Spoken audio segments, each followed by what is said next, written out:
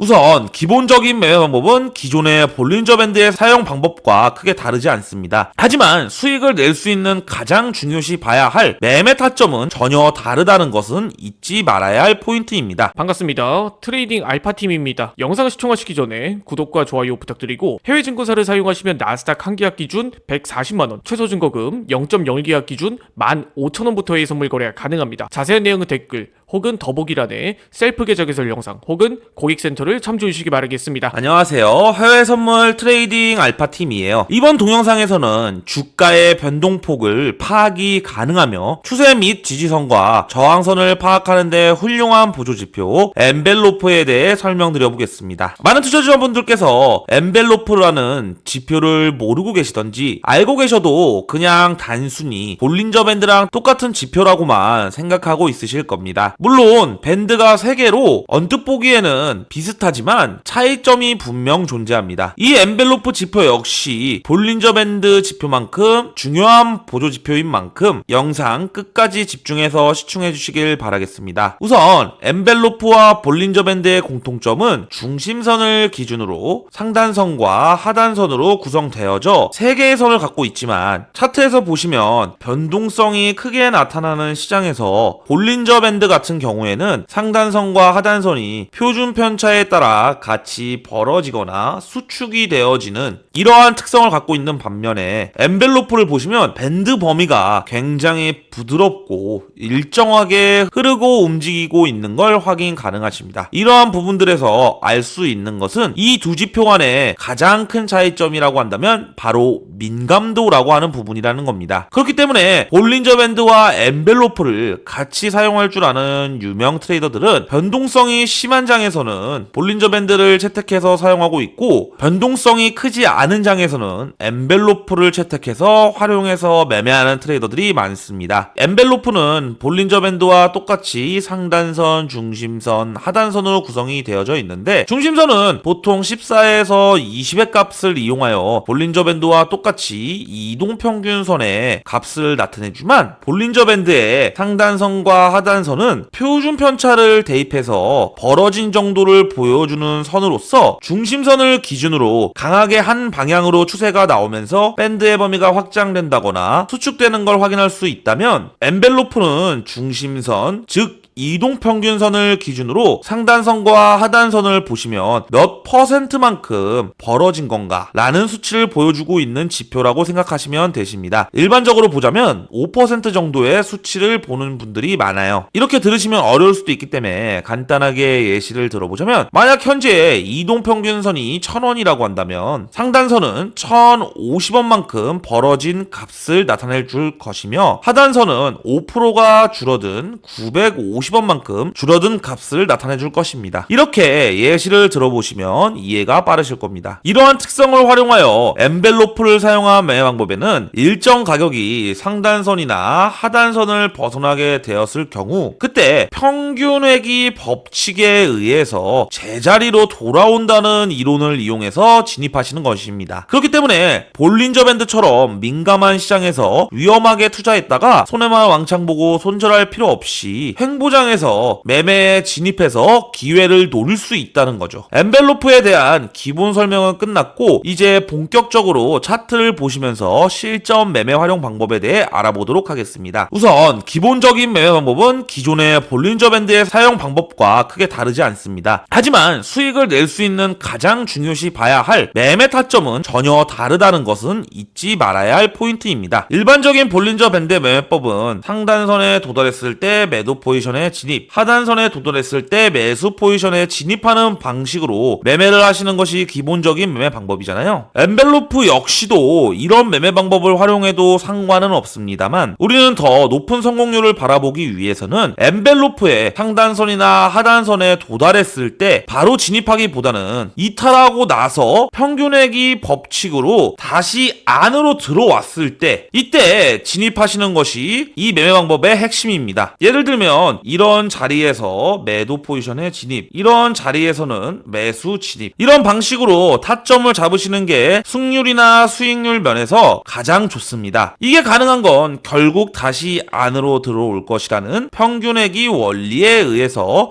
매매하기 때문입니다. 그렇기 때문에 일정 구간 상단선을 돌파했다 하더라도 다시 안으로 들어올 때 진입 타점으로 잡으시면 되신다는 겁니다. 반대로 하단선의 경우에도 일정 구간 하단선을 이탈했다 하더라도 평균액에 의해서 다시 안으로 들어온다는 성질을 갖고 있기 때문에 다시 들어오려고 할 때 이때를 진입 타점으로 잡으시면 좋습니다. 이러한 패턴은 차트에서 보시면 여러 번 보실 수 있을 거예요. 이러한 구간들이 엔벨로프를 활용한 매도 타점이 된다라고 생각해 주시면 편하세요. 굉장히 쉽기 때문에 초보자분들도 금방 따라 하실 수 있을 겁니다. 엔벨로프는 하나의 타점을 찾는 방식이라기보다는 가이드라인 정도의 역할을 해줄 수 있는 것이 엔벨로프라고 생각합니다. 볼린저 밴드와 다르게 엔벨로프에서는 특별한 지식과 특별한 기술, 그런 것들이 요구되지 않으며 매수와 매도 타점을 찾기 위한 분석 역시 요구되지 않고 있습니다. 일정 주가 범위를 돌파나 이탈했을 때 평균회계의 법칙을 이용한 일종의 가이드라인이라고만 생각해 주시면 되십니다. 만약 본인이 볼린저 밴드의 상단선과 하단선 확장과 수축만 보시고 간단하게 매매를 진행하셨는데 잘 안 맞는다는 생각이 드신다면 엔벨로프도 한번 사용해 보시면서 감을 익히시길 바라겠습니다. 아직도 매수와 매도 타점을 잡고 진입하시는 거에 대한 어려움을 느끼시는 분들에게는 유용한 보조지표가 될 것이라고 생각됩니다. 그리고 마지막으로 주의해야 할 점 하나 말씀드리자면, 서론에서 말씀드렸다시피 변동성이 심한 주가 시장에서는 둔감하게 반응하는 경우가 나오기 때문에 횡보장에서 박스권에서만 자주 사용하시길 추천드리겠습니다. 어떤 투자를 하시던 제일 좋은 투자는 성공률이 높은 게 아니라 수익률이 높은 투자입니다. 오늘 준비한 동영상은 여기까지이며 해외 선물에 대한 문의사항 혹은 해외 증권사 셀프 계좌 개설 그리고 메타트레이더 계좌 개설 문의는 아래 더보기란에 셀프 계좌 개설 영상을 참조해 주시고 고객센터로 문의를 해주시면 되십니다. 지금까지 해외 선물 트레이딩 알파팀이었습니다. 시청해 주셔서 감사합니다.